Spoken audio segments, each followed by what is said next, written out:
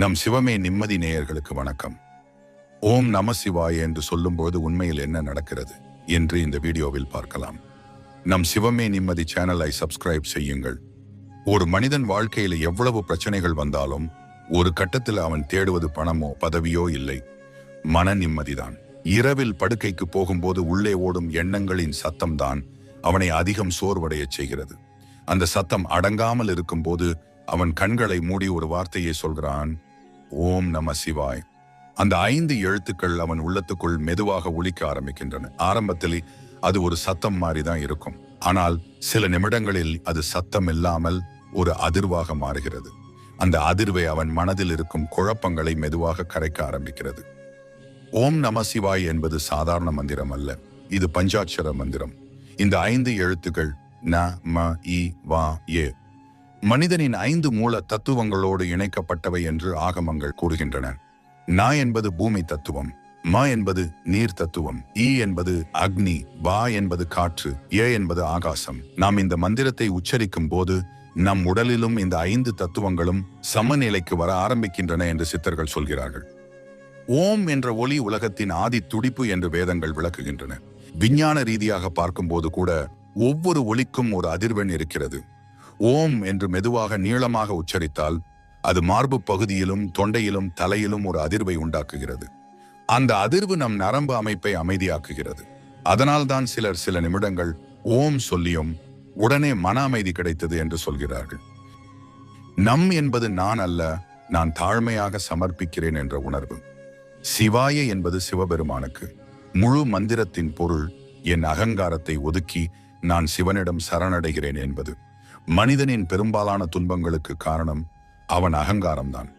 எனக்கு இதே மாதிரி நடக்க வேண்டும், என்னை யாரும் தோற்கடிக்க கூடாது, என் ஆசை நிறைவேற வேண்டும். இந்த எண்ணங்கள் தான் மன அழுத்தத்தை உண்டாக்குகின்றன. ஆனால் நம சிவாயே என்று சொல்வது அந்த அகங்காரத்தை தரையில் வைப்பது போல. சிவபெருமான் எதற்காக விநாயகன் போல சிரித்த முகத்துடன் இல்லாமல் கண்களை மூடி தியானத்தில் இருப்பார்? ஏனெனில் அவர் உள்ளார்ந்த அமைதியின் வடிவம். கையில் திரிசூலம் இருந்தாலும் கண்களில் கோபம் இருந்தாலும் அவரின் உள்ளம் முழுக்க அமைதி. அந்த அமைதியை அடைவதற்கான சாவிதான் இந்த மந்திரம் என்று சிவபுராணம் விளக்குகிறது. பழைய காலத்தில் சித்தர்கள் காடுகளில் அமர்ந்து ஆயிரக்கணக்கான முறை ஓம் நம சிவாயை ஜெபித்தார்கள். அவர்கள் வெளியில் எந்த வசதியும் இல்லாமல் இருந்தார்கள், ஆனால் உள்ளே அவர்கள் பேரானந்தத்தில் இருந்தார்கள். ஏன்? காரணம், இந்த மந்திரம் மனதை வெளி உலகத்திலிருந்து உள்ளுலகத்துக்கு திருப்புகிறது. நாம தொடர்ந்து இந்த மந்திரத்தை சொல்லும் போது மெதுவாக வெளி பிரச்சனைகளை விட்டுவிட்டு உள்ள ஓடும் சுவாசத்தை கவனிக்க ஆரம்பிக்குது. ஒரு விஷயம் கவனிச்சிங்களா? கோபம் வந்த நேரத்துல நாம சுவாசம் வேகமாக இருக்கும். பயம் வந்தால் மார்பு இறுக்கமாக இருக்கும். ஆனால் அமைதியாக இருக்கும் போது சுவாசம் மெதுவாக இருக்கும். ஓம் நம சிவாய் மெதுவாக சொல்லும் போது நம் சுவாசமும் மெதுவாகிறது. சுவாசம் மெதுவானால் நரம்பு அமைப்பும் அமைதியாகிறது. அதனாலே மன அழுத்தம் குறைகிறது. இந்த மந்திரத்தை ஜெபிப்பதால் கர்மா குறைகிறதா என்று பலர் கேட்கிறார்கள். கர்மா என்பது நம்மால் கடந்த காலத்தில் செய்யப்பட்ட செயல்களின் விளைவு. அந்த விளைவுகளை முற்றிலும் அழிக்க முடியாது. ஆனால் அதை ஏற்றுக்கொள்ளும் மன வலிமையை இந்த மந்திரம் தருகிறது. ஏற்றுக்கொள்ளும் மனநிலை வந்தவுடன் துன்பம் பாதியாக குறைந்து விடுகிறது. சிவபெருமான் அழிப்பவராக சொல்லப்படுகிறார். ஆனால் அவர் அழிப்பது உலகத்தை அல்ல, நம் அறியாமையை. நான் தான் எல்லாம் என்ற எண்ணத்தை அழித்து நான் ஒரு சிறு துகளே என்ற உணர்வை கொடுக்கிறார். அந்த உணர்வு வந்தவுடன் மனிதன் உள்ள ஒரு பெரிய சுமையை இறக்கிவிட்ட மாதிரி உணர்கிறான். இரவில் தூங்குவதற்கு முன் 108 முறை ஓம் நம சிவாயை சொல்லி பாருங்கள். ஆரம்பத்தில் மனம் அலைபாயும், எண்ணங்கள் இடையூறு செய்யும். ஆனால் மெதுவாக அந்த எண்ணங்கள் தூரமாகி மந்திரத்தின் ஒலி மட்டும் இருக்கும். அந்த ஒளியில் தன்னை இழந்த அந்த நிமிடத்தில் உண்மையான நிம்மதி பிறக்கிறது. சிவன் தலையில சந்திரனை ஏன் வச்சிருக்கிறார்? சந்திரன் மனதை குறிக்கிறது. அவர் காலடியில் கங்கை ஓடுகிறது, அது அறிவின் ஓட்டம். கழுத்தில் பாம்பு இருக்கிறது, அது பயத்தை குறிக்கிறது. இந்த 3ஐயும் கட்டுப்பாட்டில் வைத்திருப்பவர் தான் சிவன். அதேபோல் ஓம் நம சிவாய ஜெபம் மனம், அறிவு, பயம் ஆகியவற்றை சமநிலைப்படுத்துகிறது. இந்த மந்திரம் ஒரு மதத்திற்கு மட்டுமல்ல, இது ஒரு அதிர்வு, ஒரு ஆழ்ந்த அமைதி. எப்போது வாழ்க்கை சிக்கலாக தோன்றுகிறதோ அப்போது இந்த 5 எழுத்துக்களை மட்டும் மெதுவாக சொல்லுங்கள். ஒவ்வொரு முறை சொல்லும் போதும் உங்கள் உள்ளத்தில் ஒரு சுமை குறைகிறது என்பதை கவனியுங்கள். நீங்கள் எவ்வளவு பெரிய பிரச்சனையில இருந்தாலும் இந்த மந்திரம் உங்களுக்கு உடனடி தீர்வு தராது. ஆனால் அது எதிர்கொள்ளும் துணிச்சலை தரும். அதுவே உண்மையான சிவாருள். வெளியில் மாற்றம் வராமல் இருந்தாலும் உள்ளே மாற்றம் வந்துவிட்டால் வாழ்க்கை முழுக்க மாறிவிடுகிறது. ஒரு நாள் நீங்கள் இந்த மந்திரத்தை சொல்லும்போது உங்கள் கண்களில் தன்னிச்சையாக கண்ணீர் வரும். அது துக்கத்தின் கண்ணீர் அல்ல, அது விடுதலையின் கண்ணீர். நான் தனியாக இல்லை என்ற உணர்வின் கண்ணீர். அந்த நொடியில்தான் சிவபெருமான் உங்கள் உள்ளத்தில் வாழ ஆரம்பிக்கிறார். ஆகவே தினமும் காலை எழுந்தவுடன், இரவு படுக்கும் முன் அல்லது மனம் கலங்கும் எந்த நேரத்திலும் கண்களை மூடி மெதுவாக சொல்லுங்கள், ஓம் நம சிவாய். அந்த ஒலி உங்கள் உள்ளத்தில் ஒலிக்கட்டும். அந்த ஒலி உங்கள் மனதை கழுவட்டும். அந்த ஒலி உங்கள் பயங்களை கரைக்கட்டும். ஒரு நாள் நீங்கள் உணர்வீர்கள், நீங்கள் தேடிய நிம்மதி எப்போதும் உங்கள் உள்ளத்திலேயே இருந்தது. அதை வெளிக்கொணர்ந்தது இந்த 5 எழுத்துகள் தான். ஒரு மனிதன் வாழ்க்கையில எப்போது மிகவும் உடைந்து போகிறானோ அந்த நேரத்தில் அவன் தேடுவது யாரையும் அல்ல, ஒரு சக்தியை தான். அந்த சக்தி அவனை புரிந்து கொள்ள வேண்டும், அவனை தீர்ப்பளிக்க கூடாது, அவனை குறை கூறக்கூடாது, அவன் அமைதியாக அழுது கொள்ள ஒரு இடம் கொடுக்க வேண்டும். அந்த இடம்தான் சிவன், அந்த அமைதிதான் சிவம். அந்த உணர்ச்சியை உணர ஆரம்பிக்கிற பயணம்தான் சிவபக்தி. பழைய காலங்களில் ஒரு கிராமத்தில் வாழ்ந்த ஒரு மனிதன் இருந்தான். அவன் வாழ்க்கை சாதாரணம். விவசாயம் செய்து குடும்பத்தை பார்த்து கொண்டிருந்தான். ஆனால் ஒரே வருடத்தில் மழை இல்லாமல் போனது. கடன் அதிகமானது. வீட்டில் சண்டைகள் அதிகமானது. நண்பர்கள் தொலைந்தார்கள். ஒரு நாள் அவன் தனியாக வயலில் நின்று கொண்டு வானத்தை பார்த்தான். அவன் கையில் எதுவும் இல்லை, மனதில் நம்பிக்கை இல்லை. அந்த நேரத்தில் அவன் வாயிலிருந்து தானாக வந்தது ஒரு வார்த்தை, சிவா. அந்த ஒரு அழைப்பு அவன் வாழ்க்கையை உடனே மாற்றவில்லை. மழை அன்றே பெய்யவில்லை, கடன் அன்றே அடையவில்லை. ஆனால் அந்த இரவு அவன் பல மாதங்களுக்கு பிறகு அமைதியாக தூங்கினான். ஏனெனில் அவன் உள்ளே ஒரு உணர்வு பிறந்தது, என்னை விட பெரிய சக்தி ஒன்று இருக்கிறது. அந்த உணர்வு தான் மனிதனுக்கு தைரியம் தருகிறது. சிவபெருமான் யார்? 3ஆம் கண் கொண்டவர். ஜடையில் கங்கை ஓடுகிறது, கழுத்தில் பாம்பு, உடலில் சாம்பல், கையில் திரிசூலம். இவர் ஒரு தேவன் மட்டுமல்ல, அவர் ஒரு தத்துவம். அவர் வாழ்க்கையின் கடினமான உண்மையை நினைவூட்டும் சக்தி. எல்லாம் அழியும், எல்லாம் மாறும், ஆனால் அந்த மாற்றத்தின் நடுவில் இருக்கும் அமைதிதான் சிவம். நாம் பெரும்பாலும் வாழ்க்கையை பிடித்துக் கொண்டு வாழ்கிறோம். நம்முடைய உறவுகள், பொருட்கள், இச்சைகள், இவை அனைத்தையும் என் என்று பிடித்துக் கொள்கிறோம். ஆனால் சிவன் உடலில் சாம்பல் பூசிக்கொண்டு நிற்கிறார். அது என்ன சொல்லுகிறது? இவை அனைத்தும் ஒரு நாள் சாம்பலாகிவிடும். இந்த உண்மையை புரிந்து கொண்டால்தான் மனிதன் அகங்காரத்தை குறைக்க முடியும். ஒரு நாள் நீங்கள் ஒரு சின்ன சிவன் கோவிலுக்கு சென்று அமைதியாக அமர்ந்து பாருங்கள். பெரிய கோவில் வேண்டாம், கூட்டம் வேண்டாம். ஒரு கிராமத்தில் இருக்கும் சிறிய லிங்கம் இருந்தாலே போதும். அங்கு அமர்ந்தால் ஒரு விசித்திரமான அமைதி இருக்கும். காற்று மெதுவாக வீசும், மணி ஒலி தூரத்தில் கேட்கும். அந்த இடத்தில் நீங்கள் பேச தேவையில்லை, உங்கள் மனம் பேசும். சிவன் கேட்பார். சிவபெருமான் எதற்காக தியானத்தில் இருக்கிறார்? அவர் உலகத்தை ஆள வரவில்லை, உலகத்தை கட்டுப்படுத்த வரவில்லை, உலகத்தை புரிந்து கொள்ள கற்றுக் கொடுக்க வருகிறார். அவர் கண்களை மூடியிருப்பது ஓட்டத்தை நிறுத்துவதற்காக. நாமும் கண்களை மூடினால் தான் உள்ளே ஓடும் சத்தத்தை கேட்க முடியும். ஒரு மனிதன் தினமும் காலை எழுந்தவுடன் கைபேசியை பார்த்தால் அவன் மனம் உடனே வெளி உலகத்துக்கு போய்விடுகிறது. செய்திகள், வேலை, பணம், பிரச்சனைகள் எல்லாம் அவன் மீது விழுகிறது. ஆனால் அதற்கு பதிலாக காலை எழுந்தவுடன் 5 நிமிடம் அமைதியாக அமர்ந்து சிவா என்று மூச்சோடு சொல்லி பார்த்தால் அவன் நாள் முழுவதும் வேறுபடும். அவன் கோபம் குறையும், அவன் பதட்டம் குறையும், அவன் முடிவுகள் தெளிவாக இருக்கும். சிவபெருமான் அழிப்பவர் என்று சொல்வார்கள். ஆனால் அவர் அழிப்பது நம் பயங்களை, நம் தவறான எண்ணங்களை, நம் துன்பத்தை அதிகப்படுத்தும் நினைவுகளை. 3ஆம் கண் திறந்தால் எரியும் என்று புராணங்கள் சொல்கின்றன. அது வெளி உலகத்தை எரிப்பதற்காக அல்ல, நம் உள்ளே இருக்கும் அறியாமையை எரிப்பதற்காக. நீங்கள் கவனித்திருக்கிறீர்களா? வாழ்க்கையில் மிக கடினமான அனுபவங்கள் தான் நம்மை வளர்க்கின்றன. நாம் விரும்பாத சம்பவங்கள் தான் நம்மை பலமாக்குகின்றன. அதுபோலவே சிவன் வாழ்க்கையில் கஷ்டம் கொடுப்பதில்லை, கஷ்டத்தின் மூலம் நம்மை மாற்றுகிறார். ஒரு இரும்பு துண்டு தீயில் போகாமல் வாளாகாது. அதுபோல மனிதன் சோதனைகளை சந்திக்காமல் விழிப்புணர்வு அடைய மாட்டான். சிவபெருமான் தனிமையை நேசிப்பவர். கைலாயத்தில் தியானம் செய்கிறார். அதனால் தான் அவர் பக்தர்களுக்கும் ஒரு பாடம் சொல்லுகிறார். சில நேரம் தனியாக இருங்கள், உங்களோடு நீங்கள் பேசுங்கள், உங்கள் பயங்களை ஒப்புக்கொள்ளுங்கள், உங்கள் தவறுகளை ஏற்றுக்கொள்ளுங்கள். அந்த நேரத்தில் தான் உண்மையான மாற்றம் ஆரம்பமாகிறது. ஒரு மனிதன் ஒரு முறை ஒரு சந்நியாசியை கேட்டான், என் வாழ்க்கை எப்போதும் பிரச்சனையாயிருக்கிறது, என்ன செய்ய வேண்டும்? அந்த சந்நியாசி சிரித்தார். அவர் ஒரு கிணற்றில் இருந்து ஒரு குடம் தண்ணீர் எடுத்தார். அதை அந்த மனிதனிடம் கொடுத்து, இதை கையில் பிடித்து ஓடி வா என்றார். அவன் ஓடினான். தண்ணீர் சிதறியது. பிறகு அவர் சொன்னார், இப்போது மெதுவாக நடந்து வா. அவன் மெதுவாக வந்தான். தண்ணீர் சிதறவில்லை. சந்நியாசி சொன்னார், வாழ்க்கை பிரச்சனை இல்லாமல் இருக்காது. நீ மெதுவாக நடக்க கற்றுக்கொள். அந்த மெதுவான நடைதான் சிவபக்தி. சிவபெருமான் அர்த்தநாரீஸ்வரர். பாதி ஆண் பாதி பெண். அது என்ன சொல்லுகிறது? ஒவ்வொரு மனிதனிலும் வலிமையும் மென்மையும் இருக்க வேண்டும். கடினமும் கருணையும் சமநிலையில் இருக்க வேண்டும். ஒரே கோபம் மட்டுமிருந்தால் வாழ்க்கை உடைந்து போகும். ஒரே மென்மை மட்டுமிருந்தால் வாழ்க்கை பலவீனமாகிவிடும். சமநிலைதான் சிவம். நாம் எல்லோரும் வாழ்க்கையில் ஏதோ ஒன்றை தேடிக்கொண்டே இருக்கிறோம். பணம் வந்தால் அமைதி வரும் என்று நினைக்கிறோம். பதவி வந்தால் நிம்மதி வரும் என்று நினைக்கிறோம். ஆனால் எத்தனை பேருக்கு எல்லாம் இருந்தும் உள்ளே வெறுமை இருக்கிறது? காரணம், வெளி சாதனைகள் உள்ளே அமைதியை தர முடியாது. அந்த அமைதி உள்ளேதான் பிறக்க வேண்டும். ஒரு நாள் நீங்கள் உங்கள் வாழ்க்கையை முழுமையாக ஒப்புக்கொண்டு பாருங்கள். ஆம், இதுதான் என் வாழ்க்கை, இதுல நல்லதும் கெட்டதும் இரண்டும் இருக்கிறது என்று ஏற்றுக்கொண்டால் உங்கள் உள்ளத்தில் ஒரு சுமை இறங்கிவிடும். அந்த ஏற்றுக்கொள்ளும் மனநிலைதான் சிவாருள். சிவபெருமான் விஷத்தை குடித்தார் என்று புராணங்கள் சொல்கின்றன. உலகத்தை காப்பாற்ற அவர் களகூட விஷத்தை தாங்கினார்.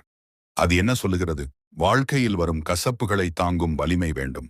அவற்றை வெளியே வீசாமல், உள்ளே எரிய விடாமல் கழுத்தில் தாங்கிக் கொள்ளும் நிலை. அதனால்தான் அவர் நீலகண்டர். நீங்கள் வாழ்க்கையில கஷ்டத்தை சந்திக்கும் போது ஏன் நான் என்று கேட்காமல், இதிலிருந்து என்ன கற்றுக்கொள்ள வேண்டும் என்று கேட்டு பாருங்கள். உங்கள் பார்வை மாறும். உங்கள் மனம் பலமாகும். உங்கள் பயம் குறையும். இரவு நேரத்தில் எல்லோரும் தூங்கும் போது சில நிமிடம் விண்ணை பார்த்து நின்று பாருங்கள். அந்த நட்சத்திரங்கள் எத்தனை ஆயிரம் ஆண்டுகளாக பிரகாசிக்கின்றன. நம் பிரச்சனைகள் அவற்றின் முன் எவ்வளவு சிறியது. அந்த உணர்வு வந்தவுடன் உங்கள் மனம் தானாக அமைதியாகும். அந்த அமைதியில் சிவன் இருக்கிறார். சிவபக்தி என்பது சத்தமாக கூவி அழைப்பது அல்ல. அது உள்ளே மெதுவாக ஒலிக்கும் நம்பிக்கை. அது பயம் வந்த நேரத்தில் தைரியம் தரும் ஒரு உணர்வு. அது தனிமையில் கூட நான் தனியாக இல்லை என்று சொல்லும் ஒரு நிழல். ஒரு நாள் நீங்கள் உங்கள் வாழ்க்கையை திரும்பி பார்த்தால் நீங்கள் புரிந்து கொள்வீர்கள். எல்லா சோதனைகளும் உங்களை உடைக்க அல்ல, உருவாக்கத்தான் வந்தன. அந்த உருவாக்கத்தின் பின்னால் இருந்த அமைதியான சக்திதான் சிவம். அதனால் தினமும் சில நிமிடம் உங்கள் மூச்சை கவனியுங்கள். உங்கள் மனதை கவனியுங்கள். உங்கள் எண்ணங்களை பார்த்து சிரித்துக் கொள்ளுங்கள். அவற்றை கட்டுப்படுத்த முயற்சி செய்ய வேண்டாம். அவற்றை அனுமதியுங்கள். அந்த அனுமதிக்கும் மனநிலைதான் தியானம். அந்த தியானத்துல தான் சிவன் வெளிப்படுகிறார். வாழ்க்கை முழுவதும் பதில் தேடி ஓட வேண்டிய அவசியமில்லை. சில நேரம் நின்று கொண்டு கேளுங்கள். உங்களுள் இருந்து வரும் அமைதியான குரலை கேளுங்கள். அந்த குரல்தான் சிவம். அந்த குரல்தான் நிம்மதி. ஒரு குழந்தை பிறக்கும் போது அது அழுது கொண்டு இந்த உலகில் வருகிறது.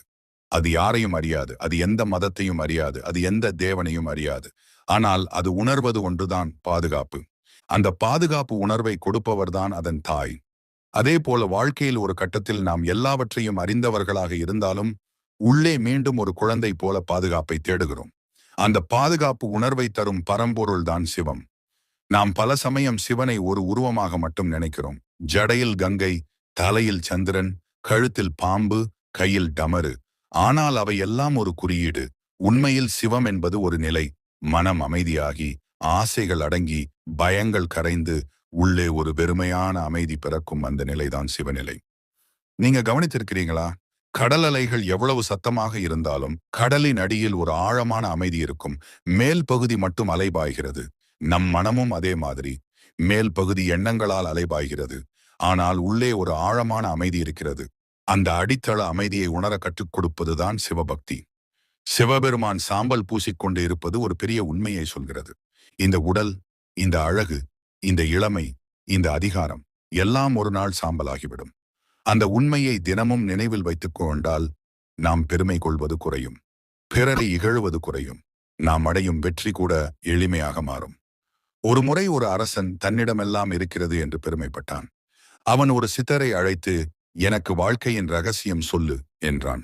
அந்த சித்தர் அவனிடம் ஒரு சிறிய காகிதம் கொடுத்து, கஷ்டம் வந்தால் இதை படி என்றார்.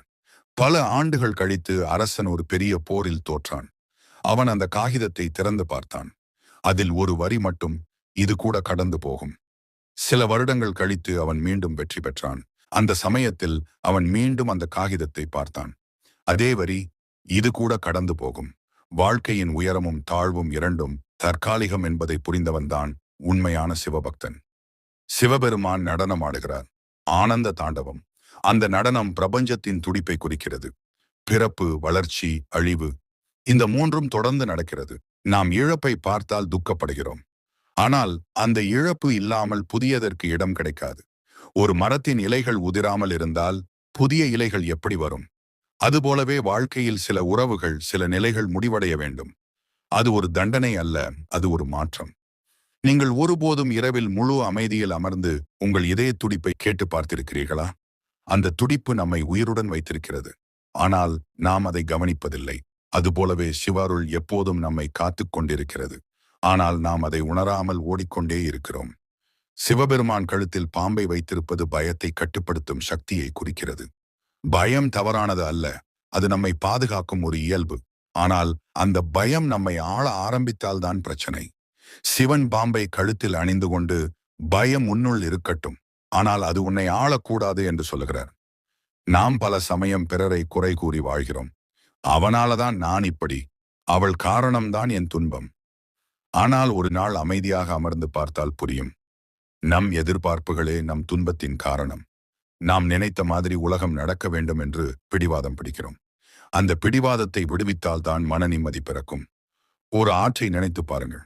அது கற்களை கடந்து, தடைகளை கடந்து, சத்தமாக ஓடி கடைசியில் கடலை சேர்ந்து விடுகிறது. அது கற்களை தள்ளி போடவில்லை, அவற்றை சுற்றி ஓடுகிறது. அதுபோலவே வாழ்க்கையில் தடைகள் வரும்போது நாம் அவற்றோடு சண்டையிடாமல் அவற்றை சுற்றி செல்ல கற்றுக்கொள்ள வேண்டும். அந்த ஓட்டத்தின் தைரியம்தான் சிவநம்பிக்கை. சிவபெருமான் அருள் என்பது ஆசைகள் எல்லாம் நிறைவேறுவது அல்ல. சில நேரம் ஆசைகள் நிறைவேறாமல் போவது கூட அருள்தான். ஏனெனில் நாம் கேட்பது எல்லாம் நமக்கு நல்லதா என்பதை நாம் அறிய மாட்டோம். ஆனால் பரம்பொருள் அறியும். ஒரு குழந்தை தீயை தொட விரும்பினால் தாய் அதை அனுமதிக்க மாட்டாள். குழந்தைக்கு அது கோபமாக தோன்றலாம், ஆனால் அது பாதுகாப்பு. நீங்கள் வாழ்க்கையில் ஒரு பெரிய இழப்பை சந்தித்திருந்தால், ஒரு உறவு உடைந்திருந்தால், ஒரு கனவு சிதைந்திருந்தால், அந்த நேரத்தில் உங்களிடமிருந்து ஒரு பகுதி உடைந்தது போல தோன்றும். ஆனால் காலம் கடந்து பார்க்கும்போது புரியும், அந்த உடைப்பு உங்களை புதிய மனிதராக உருவாக்கியது. அந்த உருவாக்கத்தின் பின்னால் அமைதியாக இருந்த சக்திதான் சிவம். சிவன் தலையில் இருக்கும் சந்திரன் மனத்தின் ஏற்றத்தாழ்வுகளை குறிக்கிறது. சந்திரன் வளர்ந்து குறைகிறது. நம் மனமும் அதேபோல். ஒரு நாள் உற்சாகம், ஒரு நாள் சோர்வு, ஒரு நாள் தைரியம், ஒரு நாள் பயம். இந்த மாற்றங்கள் இயல்பானவை என்பதை ஏற்றுக்கொண்டால்தான் நம்மை நாம் குறை கூறாமல் வாழ முடியும். சில நேரங்கள்ல நாம் தனியான அழ வேண்டும். அந்த அழுகையை யாரும் பார்க்கக்கூடாது என்று நினைப்போம். ஆனால் அந்த கண்ணீரில் கூட ஒரு சுத்திகரிப்பு இருக்கிறது. அந்த கண்ணீர் நம் உள்ளே இருந்த சுமையை வெளியே கொண்டு வருகிறது. அந்த நேரத்துல சிவா என்று சொல்லி அழுதால் அந்த அழுகை பலமாக மாறும். வாழ்க்கையில நாம் எதை பிடித்து வைத்தாலும் அது நம்மை விட்டு போகும். ஆனால் நாம் விடுவித்ததை வாழ்க்கை நமக்கு திரும்ப கொடுக்கும். விடுவித்தல் என்பது பலவீனம் அல்ல, அது தைரியம். அந்த தைரியம் தான் சிவபெருமான் கற்றுக் கொடுக்கும் மிகப்பெரிய பாடம். ஒரு நாள் நீங்கள் உங்களையே கேளுங்கள், நான் உண்மையில் எதை தேடுகிறேன்? பணமா, புகழா, அங்கீகாரமா, இல்லை அமைதியா? அந்த கேள்விக்கு நேர்மையாக பதில் சொன்னால் சொன்னால் உங்கள் பாதை தெளிவாகும். அமைதிதான் இலக்கு என்றால் சிவபாதைதான் வழி. நாம் தினமும் சில நிமிடம் அமைதியாக அமர்ந்து நம் மூச்சை கவனித்து மனதில் வரும் எண்ணங்களை பார்த்து அவற்றை விடுவித்து உள்ளே இருக்கும் அந்த அமைதியை உணர முயற்சி செய்தால் மெதுவாக வாழ்க்கை மாறும். வெளி உலகம் அதேபோல் இருக்கலாம், ஆனால் நம் உள்ளுலகம் மாறிவிடும். அந்த உள்ளுலக அமைதிதான் நிம்மதி. அந்த நிம்மதிதான் சிவம். அதை எங்கேயும் தேட வேண்டிய அவசியமில்லை. அது நம் உள்ளத்தில் இருக்கிறது. நாம் அதை மறந்து விட்டோம். நினைவூட்ட வருகிறார் சிவபெருமான். ஒரு நாள் நீங்கள் முழுமையாக அமைதியில் அமர்ந்து எந்த கோரிக்கையும் இல்லாமல், எந்த பயமும் இல்லாமல், எந்த எதிர்பார்ப்பும் இல்லாமல் சிவா என்று சொல்லும்போது அந்த ஒரு நொடிதான் உண்மையான விடுதலை. அந்த நொடியில் நீங்கள் உலகத்துடன் போராட மாட்டீர்கள், உலகத்தை ஏற்றுக்கொள்வீர்கள். சிவமே நிம்மதி, நிம்மதியே சிவம். அந்த உணர்வை தினமும் கொஞ்சம் கொஞ்சமாக அனுபவிக்க ஆரம்பித்தால் வாழ்க்கை ஒரு சண்டை அல்ல, ஒரு பயணம் என்று புரியும். அந்த பயணத்தில் விழுந்தாலும் எழுந்தாலும், சிரித்தாலும் அழுதாலும், வென்றாலும் தோற்றாலும் உள்ளே ஒரு அமைதி நிலைத்து இருக்கும். அந்த நிலைத்த அமைதியே சிவாருள். அந்த அருளை உணர்ந்த மனிதன் ஒருபோதும் முற்றிலும் உடைந்து போக மாட்டான். ஏனெனில் அவன் தெரிந்து கொண்டு விட்டான், எதுவாக நடந்தாலும் என் உள்ளத்தில் ஒரு இடம் எப்போதும் அமைதியாக இருக்கிறது. அந்த இடம்தான் சிவன். அந்த இடம்தான் என் உண்மையான வீடு. வாழ்க்கையில சில இரவுகள் இருக்கும். அந்த இரவுகள்ல தூக்கம் வராது. அறை அமைதியாக இருக்கும். வெளியில் எல்லோரும் தூங்கிக் கொண்டிருப்பார்கள். ஆனால் உள்ளே எண்ணங்கள் மட்டும் ஓடிக்கொண்டிருக்கும். கடந்த காலம் செய்த தவறுகள், சொல்லாத வார்த்தைகள், இழந்த மனிதர்கள், நிறைவேறாத கனவுகள். அந்த நினைவுகள் மனதை நெரித்து பிடிக்கும். அந்த நேரத்தில் யாரிடமும் பேச முடியாது. யாரும் புரிந்து கொள்ள முடியாது என்று தோன்றும். அந்த நேரத்தில் ஒரு மனிதன் மெதுவாக கண்களை மூடி சிவா என்று சொல்லும்போது அந்த ஒரு சொல் அவன் உள்ளத்தில் ஒரு மென்மையான ஒளியை ஏற்றுகிறது.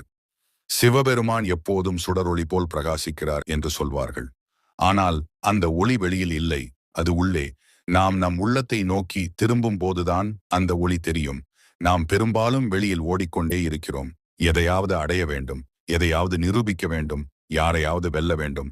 இந்த ஓட்டத்தில் நாம் நம்மையே இழந்து விடுகிறோம். ஒரு நாள் நின்று கொண்டு நான் யார் என்று கேட்டால் தான் பயணம் மாறும்.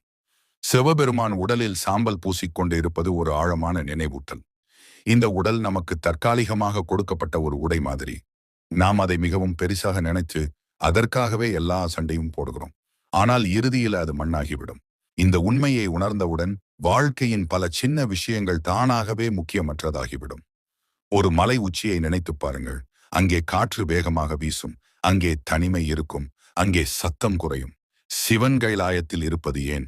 உயரத்தில் இருக்கும் போது உலகத்தை தெளிவாக பார்க்க முடியும் என்பதற்காக. நாமும் வாழ்க்கையின் நடுவில் சிக்கிக்கொண்டு பார்க்காமல் கொஞ்சம் உயர்ந்து பார்க்க கற்றுக்கொள்ள வேண்டும். நம்மை விட்டு கொஞ்சம் தள்ளி நின்று நம்மையே பார்க்க வேண்டும். அந்த பார்வைதான் ஞானம்.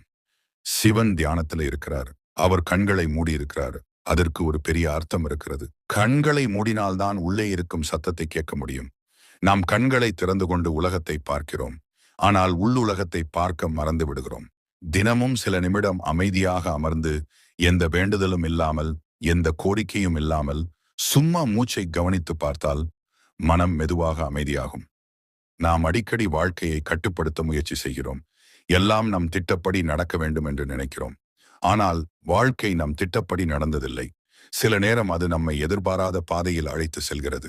அந்த பாதையில நாம் பயப்படுகிறோம். ஆனால் காலம் கடந்து பார்க்கும்போது புரியும், அந்த மாற்றம்தான் நமக்கு நல்லது. அந்த மாற்றத்தை ஏற்றுக்கொள்ளும் மனநிலைதான் சிவபக்தி. ஒரு மரம் காற்றில் ஆடுகிறது. அது காற்றுடன் சண்டையிடாது. அது வளைந்து கொடுக்கிறது. அதனால் அது உடைந்து போகாது. அதுபோல மனிதன் வாழ்க்கையின் காற்றை எதிர்த்து நிற்காமல் வளைந்து கொடுக்க கற்றுக்கொண்டால் தான் உடையாமல் இருப்பான். அந்த வளைந்து கொடுக்கும் தாழ்மைதான் சிவபெருமான் கற்றுக் கொடுக்கும் பாடம். சிவன் அர்த்தநாரீஸ்வரர். அது ஒரு உருவம் மட்டுமல்ல, அது வாழ்க்கையின் சமநிலை. ஒவ்வொரு மனிதனிலும் கடினமும் மென்மையும் இரண்டும் இருக்க வேண்டும். நம் மனம் சில நேரம் கடினமாக இருக்க வேண்டும், சில நேரம் மென்மையாக இருக்க வேண்டும். அந்த சமநிலையை இழந்தால்தான் பிரச்சனை ஆரம்பமாகிறது. சிவன் கையில் இருக்கும் டமரு பிரபஞ்சத்தின் துடிப்பை குறிக்கிறது. ஒவ்வொரு துடிப்பும் ஒரு பிறப்பும் ஒரு இறப்பும். ஒரு எண்ணம் பிறக்கிறது, அது மறைகிறது. ஒரு உணர்ச்சி வருகிறது, அது போகிறது. நாம் அதை பிடித்து வைத்துக் கொள்கிறோம். அதனால்தான் துன்பம் நீள்கிறது. வந்ததை வரவிடவும் போனதை போகவிடவும் கற்றுக்கொண்டால் மனம் இலகுவாகும். நாம் வாழ்க்கையில் பல உறவுகளை சந்திக்கிறோம். சிலர் நம்மை நேசிக்கிறார்கள், சிலர் நம்மை காயப்படுத்துகிறார்கள். ஆனால் ஒவ்வொரு உறவும் நமக்கு ஒரு பாடம் கற்றுக் கொடுக்கிறது. காயப்படுத்தியவர்களும் கூட நமக்கு எல்லை வரைய கற்றுக் கொடுத்திருக்கலாம். நம்மை விட்டு சென்றவர்களும் நம்மை பலமாக்கி இருக்கலாம். அந்த பார்வை வந்தால்தான் நாம் வெறுப்பை விட முடியும். சிவபெருமான் விஷத்தை குடித்தார். உலகத்தை காப்பாற்ற அவர் அந்த கசப்பை தாங்கினார். வாழ்க்கையில் வரும் கசப்புகளை நாம் தாங்க கற்றுக்கொள்ள வேண்டும். அதை உள்ளே அடக்கி வைக்காமல் அதை புரிந்து கொண்டு, அதை ஏற்றுக்கொண்டு, அதை கடந்து செல்ல வேண்டும். கசப்பு இல்லாமல் இனிப்பு புரியாது. இருள் இல்லாமல் ஒளி புரியாது. ஒரு நாள் நீங்கள் உங்கள் கடந்த காலத்தை நினைத்து வருந்தினால் அந்த வருத்தத்தில் சிக்கிக் கொள்ளாதீர்கள். அந்த அனுபவம் உங்களை இன்றைக்கு இருக்கும் மனிதனாக மாற்றியுள்ளது என்பதை நினைவில் கொள்ளுங்கள். நீங்கள் சந்தித்த துன்பங்கள் உங்கள் பலத்தை உருவாக்கி இருக்கின்றன. அந்த பலத்தின் பின்னால் இருந்த அமைதியான சக்தி தான் சிவம். நாம் எப்போதும் எனக்கு இது வேண்டும் என்று பிரார்த்திக்கிறோம். ஆனால் சில நேரம் எனக்கு தேவையானதை தாருங்கள் என்று பிரார்த்தித்து பாருங்கள். அந்த பிரார்த்தனையில தாழ்மை இருக்கும். அந்த தாழ்மையில அமைதி இருக்கும். சிவபெருமான் நடனமாடும் போது அவர் ஒரு காலால் அசுரனை மிதித்து நிற்கிறார். அது அறியாமையை குறிக்கிறது. நம்முள் இருக்கும் அறியாமையை அடக்கினால்தான் நாம் உயர முடியும். அறியாமை என்பது அறிவின்மை மட்டுமல்ல, அது அகங்காரம். எனக்கு எல்லாம் தெரியும் என்ற எண்ணம். அந்த எண்ணம் உடைந்தால்தான் ஞானம் பிறக்கும். ஒரு நாள் நீங்கள் முழுமையாக உடைந்து போனது போல உணர்ந்தால், அந்த உடைப்பு உங்களை அழிக்க வரவில்லை என்பதை நினைவில் கொள்ளுங்கள். அது உங்களை மாற்ற வருகிறதே தவிர, சில நேரம் பழைய வாழ்க்கை முறையே உடைய வேண்டும். அப்பொழுதுதான் புதிய வாழ்க்கை ஆரம்பமாகும். இரவு வானத்தை பார்த்து நின்று கொண்டிருக்கும் போது, நட்சத்திரங்கள் எத்தனை அமைதியாக பிரகாசிக்கின்றன. அவை சத்தம் செய்யவில்லை. அவை யாரிடமும் போட்டி போடவில்லை. அவை சும்மா தங்கள் ஒளியை தருகின்றன. அதுபோல நாம் நம் வாழ்க்கையை அமைதியாக வாழ கற்றுக்கொள்ள வேண்டும். யாரிடமும் ஒப்பிடாமல், யாரையும் வெல்ல முயற்சி செய்யாமல். சிவபக்தி என்பது சாமியாராக மாறுவது அல்ல. அது வாழ்க்கையின் நடுவில் இருந்தே அமைதியை கண்டுபிடிப்பது. வேலை செய்யுங்கள், குடும்பத்தை பார்த்துக் கொள்ளுங்கள், கனவுகளை நோக்கி ஓடுங்கள். ஆனால் அந்த ஓட்டத்தின் நடுவிலும் உள்ளே ஒரு அமைதி இருக்கட்டும். அந்த அமைதிதான் நிம்மதி. நீங்கள் ஒரு நாள் முழுமையாக சோர்ந்து போய் எதையும் செய்ய முடியாமல் இருந்தால், அந்த நாளில் உங்களை குறை கூறாதீர்கள். சில நேரம் நின்று கொள்வது கூட ஒரு பயணம். அந்த ஓய்வு தேவையானது. அந்த ஓய்வில்தான் உள்ளே இருக்கும் குரல் கேட்கும். வாழ்க்கை ஒரு சண்டை அல்ல, அது ஒரு அனுபவம். நல்லதும் கெட்டதும் இரண்டும் அதில் இருக்கும். நாம் அதை ஏற்றுக்கொண்டு வாழ கற்றுக்கொண்டால் மனம் இலகுவாகும். அந்த இலகுவான மனநிலைதான் சிவநிலை. ஒரு நாள் நீங்கள் உங்களையே முழுமையாக ஏற்றுக்கொண்டால், உங்கள் பலவீனங்களுடன், உங்கள் தவறுகளுடன், உங்கள் பயங்களுடன், அந்த நாளில் நீங்கள் உண்மையாக சுதந்திரமாகி விடுவீர்கள். அந்த சுதந்திரம்தான் மோட்சம் என்று சாஸ்திரங்கள் சொல்கின்றன. சிவமே நிம்மதி. அந்த நிம்மதி எங்கும் கிடைக்காது. அது உங்கள் உள்ளத்தில்தான் இருக்கிறது. அதை கண்டுபிடிக்க வேண்டிய ஒரே வழி உள்ளே திரும்புவது. சத்தத்திலிருந்து அமைதிக்கு, ஓட்டத்திலிருந்து நின்று கொள்வதற்கு, பிடிப்பிலிருந்து விடுவிப்பிற்கு. ஒரு நாள் நீங்கள் கண்களை மூடி அமைதியாக அமர்ந்து கொண்டு, எந்த வார்த்தையும் இல்லாமல், எந்த எண்ணமும் இல்லாமல் சும்மா இருப்பீங்க. அந்த சும்மா இருக்கிறதுல ஒரு பேரானந்தம் இருக்கும். அந்த ஆனந்தம் எந்த பொருளாலும் வாங்க முடியாது. அந்த ஆனந்தம் தான் சிவானந்தம். அந்த நிலையை ஒருமுறை அனுபவித்த மனிதன் வாழ்க்கையை வேறு கண்களால் பார்க்க ஆரம்பிப்பான். அவன் வெற்றியால் பெருமை கொள்ள மாட்டான். தோல்வியால் உடைந்து போக மாட்டான். அவன் சிரிப்பும் அமைதியாக இருக்கும். அவன் அழுகையும் அமைதியாக இருக்கும். அந்த அமைதியான மனிதன்தான் உண்மையான சிவபக்தன். அவன் உள்ளத்தில எப்போதும் ஒரு தீபம் எரிந்து கொண்டே இருக்கும். அந்த தீபம் வெளியில தெரியாது. ஆனால் அது அவன் வாழ்க்கையை முழுவதும் ஒளிரச் செய்யும். அந்த ஒளிதான் சிவம். அந்த ஒளிதான் நிம்மதி. அந்த நிம்மதிதான் வாழ்வின் உண்மையான செல்வம். அதை கண்டுபிடித்த மனிதன் எதையும் இழந்தாலும் எதையும் பெற்றாலும் உள்ளே ஒரே மாதிரி அமைதியாக இருப்பான். அந்த அமைதியே இறுதி வரம். அந்த வரமே சிவாருள். ஒரு மனிதன் வாழ்க்கையில பல கதாபாத்திரங்கள் ஏற்கிறான். ஒரு மகன், ஒரு மகள், ஒரு தந்தை, ஒரு தாய், ஒரு நண்பன், ஒரு கணவன், ஒரு மனைவி. ஒவ்வொரு பாத்திரத்திற்கும் ஒரு முகமூடி போடுகிறோம். அந்த முகமூடிகளுக்குள் உண்மையான நான் எங்கே என்று கூட சில நேரம் தெரியாமல் போகிறது. அந்த உண்மையான நானை மீண்டும் கண்டுபிடிக்கச் சொல்லும் சக்திதான் சிவம். சிவபெருமான் பெரும்பாலும் சிதைவுகளின் இடத்தில் இருப்பவர் என்று சொல்லப்படுகிறது. சுடுகாட்டில் தங்குபவர். ஏன்? வாழ்க்கையின் கடைசி உண்மையை நேராக பார்க்கச் சொல்லுவதற்காக. அங்கே செல்வம் இல்லை, அங்கே பதவி இல்லை, அங்கே பெயர் இல்லை, அங்கே ஒரே உண்மை. எல்லாம் முடிவடைகிறது. அந்த உண்மையை நேராக பார்த்தவனுக்கு பயம் குறையும். பயம் குறைந்தால்தான் மனிதன் உண்மையாக வாழ ஆரம்பிக்கிறான். நாம் மரணத்தை நினைக்க பயப்படுகிறோம். ஆனால் மரணம் வாழ்க்கையின் எதிரி அல்ல. அது அதன் ஒரு பகுதி. ஒரு நாள் முடிவு இருக்கும் என்பதை தெரிந்து கொண்டு வாழும் மனிதன் ஒவ்வொரு நாளையும் மதிக்க கற்றுக்கொள்வான். கோபத்தை நீண்ட நேரம் வைத்துக் கொள்ள மாட்டான். வெறுப்பை சுமந்து கொண்டு நடக்க மாட்டான். இன்று என்பதன் மதிப்பு புரியும். சிவன் எளிமையின் வடிவம். மலைமேல் அமர்ந்திருக்கும் ஒரு யோகி. அவருக்கு அரண்மனை தேவையில்லை. அவருக்கு அலங்காரம் தேவையில்லை. ஆனால் அவரின் உள்ளம் முழுவதும் பேரானந்தம். நாம் வாழ்க்கையில் எவ்வளவு அதிகமாக சேர்த்துக் கொள்கிறோமோ அவ்வளவு அதிகமாக கவலைகள் கூடுகிறது. சில நேரம் வாழ்க்கையை எளிமையாக்கி பார்த்தால் மனம் இலகுவாகும். நீங்கள் கவனித்திருக்கிறீர்களா? இயற்கையில் எல்லாம் அமைதியாகத்தான் நடக்கிறது. சூரியன் உதிக்க சத்தம் இல்லை. பூ மலர சத்தம் இல்லை. மழை பெய்யும் போது கூட அது ஒரு மென்மையான இசை. ஆனால் மனிதன் மட்டும் சத்தமாக வாழ்கிறான். அவன் சிந்தனைகள் சத்தமாக இருக்கின்றன. அவன் ஆசைகள் சத்தமாக இருக்கின்றன. அந்த சத்தத்தை மெதுவாக குறைத்து இயற்கையின் ஓட்டத்தோடு சேர்ந்து வாழ கற்றுக் கொடுப்பதுதான் சிவபாதை. சிவபெருமான் உடலில் பாம்பு இருக்கிறது. அது சக்தியின் அடையாளம். அந்த சக்தி நம் உடலிலும் இருக்கிறது என்று யோகிகள் சொல்கிறார்கள். அது தூங்கிக் கொண்டிருக்கிறது. நாம் விழிப்புணர்வுடன் வாழ ஆரம்பித்தால் தான் அந்த சக்தி எழும். விழிப்புணர்வு என்பது என்ன? நாம் என்ன நினைக்கிறோம், என்ன பேசுகிறோம், என்ன செய்கிறோம் என்பதை கவனித்து வாழ்வது. பல நேரங்களில் நாம் இயந்திரம் போல வாழ்கிறோம். காலை எழுந்து வேலை, மாலை திரும்பி சோர்வு, இரவு தூக்கம். மறுநாள் மீண்டும் அதே. இந்த சுழற்சியில் வாழ்க்கையின் ஆழம் மறைந்து விடுகிறது. ஒரு நாள் நீங்கள் சும்மா அமர்ந்து, நான் உண்மையில் சந்தோஷமா என்று கேட்டுப் பாருங்கள். அந்த கேள்வி உங்களை உள்ளே அழைத்து செல்லும். சிவபெருமான் மூன்றாம் கண் கொண்டவர். அது ஞானத்தின் கண். 2 கண்களால் நாம் வெளி உலகத்தை பார்க்கிறோம். மூன்றாம் கண் திறந்தால் உள்ளுலகத்தை பார்க்க முடியும் என்று கூறப்படுகிறது. அது ஒரு மந்திரம் அல்ல, அது ஒரு விழிப்புணர்வு. நாம் நம்முடைய எண்ணங்களை பார்க்க ஆரம்பிக்கும் போது அந்த மூன்றாம் கண் திறக்க ஆரம்பிக்கிறது. ஒரு எண்ணம் வருகிறது, நான் போதுமானவன் இல்லை. அந்த எண்ணத்தை நம்பி நாம் வாழ ஆரம்பித்தால் வாழ்க்கை முழுவதும் குறைபாடாகவே தோன்றும். ஆனால் அந்த எண்ணத்தை பார்த்து, இது ஒரு எண்ணம்தான், உண்மை அல்ல என்று புரிந்து கொண்டால் மனம் சுதந்திரமாகும். இந்த புரிதல்தான் சிவஞானம். சில நேரங்களில் வாழ்க்கை நம்மை முழுமையாக குலுக்கிவிடும்.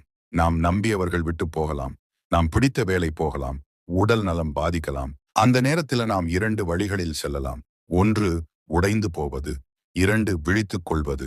சிவபெருமான் நம்மை 2வது வழிக்கு அழைக்கிறார். கஷ்டம் வந்தால் உடனே ஏன் என்று கேட்காமல், இது என்னை எதை கற்றுக் கொடுக்க வருகிறது என்று கேட்டால் மனம் மெதுவாக பலமாகும். துன்பத்தை எதிர்த்து போராடாமல் அதை புரிந்து கொள்ள முயற்சி செய்தால் அது ஒரு ஆசிரியராக மாறும். சிவன் கையில் திரிசூலம் இருக்கிறது. அது கடந்த காலம், நிகழ்காலம், எதிர்காலம் என்று 3ஐயும் குறிக்கிறது என்று சிலர் கூறுகிறார்கள். நாம் கடந்த காலத்தில் சிக்கிக் கொள்கிறோம் அல்லது எதிர்காலத்தை பற்றி கவலைப்படுகிறோம். ஆனால் வாழ்க்கை நடக்கிறது நிகழ்காலத்தில்தான். இந்த கணம்தான் நமக்கு உண்மையாக சொந்தமானது. இந்த கணத்தில் முழுமையாக இருப்பதே தியானம். நீங்கள் ஒரு முறை முழு கவனத்துடன் ஒரு கப் தண்ணீர் குடித்து பாருங்கள். தண்ணீரின் குளிர்ச்சி, அது தொண்டையில் இறங்கும் உணர்வு, அந்த நொடியில் மனமெங்கும் ஓடாது, அது அங்கேயே இருக்கும். இந்த சிறிய கவனிப்புகள் தான் பெரிய அமைதியை உருவாக்கும். சிவபெருமான் பக்தர்களிடம் எதையும் கேட்கவில்லை. அவர் ஒரே விஷயம் மட்டும் சொல்கிறார், உண்மையாக இருங்கள். உங்கள் பயத்தோடு உண்மையாக இருங்கள். உங்கள் தவறுகளோடு உண்மையாக இருங்கள். உங்கள் ஆசைகளோடு உண்மையாக இருங்கள். அந்த நேர்மையே மன நிம்மதியை தரும். ஒரு நாள் நீங்கள் முழுமையாக சோர்ந்து போய் எல்லாம் முடிந்தது போல தோன்றும் போது அந்த இருளை பயப்படாதீர்கள். இருள் இல்லாமல் ஒளி புரியாது. அந்த இருள் உங்கள் உள்ளத்தில் ஒளியை தேட வைக்கும். அந்த தேடலில்தான் சிவன் கிடைப்பார். வாழ்க்கையில் எல்லாம் கட்டுப்பாட்டில் இருக்க வேண்டும் என்று நினைப்பதை விட்டுவிடுங்கள். சில விஷயங்கள் உங்கள் கட்டுப்பாட்டில் இல்லை என்பதை ஏற்றுக்கொள்ளுங்கள். அந்த ஏற்றுக்கொள்ளும் மனநிலைதான் அமைதியின் கதவு. நாம் எப்போதும் வெளியில் அங்கீகாரம் தேடுகிறோம். யாராவது நம்மை பாராட்ட வேண்டும், நம்மை புரிந்து கொள்ள வேண்டும். ஆனால் ஒரு நாள் நீங்கள் உங்களையே பாராட்டிக் கொண்டு பாருங்கள். நான் இதுவரை பல கஷ்டங்களை கடந்து வந்திருக்கிறேன் என்று உங்களை நீங்கள் ஏற்றுக்கொண்டால் உள்ளே ஒரு நிம்மதி பிறக்கும். சிவபக்தி என்பது கோவிலுக்கு செல்வது மட்டுமல்ல, அது வாழ்க்கையின் ஒவ்வொரு கணத்திலும் விழிப்புணர்வுடன் இருப்பது. நீங்கள் பேசும் வார்த்தைகள் யாரையும் காயப்படுத்துகிறதா என்று கவனிப்பது. நீங்கள் நினைக்கும் எண்ணங்கள் உங்களை பலமாக்குகிறதா என்று பார்க்கிறது. ஒரு நாள் நீங்கள் முழுமையாக அமைதியில் அமர்ந்து, எந்த வார்த்தையும் இல்லாமல், எந்த வேண்டுதலும் இல்லாமல் சும்மா இருப்பீர்கள். அந்த சும்மா இருப்பதில் ஒரு பேரழகான அமைதி இருக்கும். அந்த அமைதி உங்கள் உள்ளத்தை நிரப்பும். அந்த நிரம்பிய அமைதிதான் சிவானுபவம். அந்த அனுபவம் வந்தவுடனே வாழ்க்கை மாறிடும். வெளியில எதுவும் மாறாமல் இருந்தாலும் உங்க பார்வை மாறும். பிரச்சனைகள் இருந்தாலும் பயம் குறையும். கஷ்டம் இருந்தாலும் மனம் உடையாது. சிவமே நிம்மதி. அந்த நிம்மதி எப்பொழுதுமே உங்க உள்ளத்துல தான் இருக்கிறது. அதை கண்டுபிடிக்க நீங்கள் பெரிய சாதனைகள் செய்ய வேண்டிய அவசியம் இல்லை. சும்மா உள்ள திரும்புங்க, சும்மா கவனியுங்கள், சும்மா இருங்கள். ஒரு நாள் நீங்கள் உணர்வீர்கள், நான் தேடிய அமைதி எங்கும் இல்லை, அது என்னுள் தான் இருந்தது. நான் ஓடிக்கொண்டே இருந்ததால் அதை காணவில்லை. நின்றபோதுதான் அது தெரிந்தது. அந்த நின்ற நொடியில், அந்த அமைதியான மூச்சில், அந்த வார்த்தையற்ற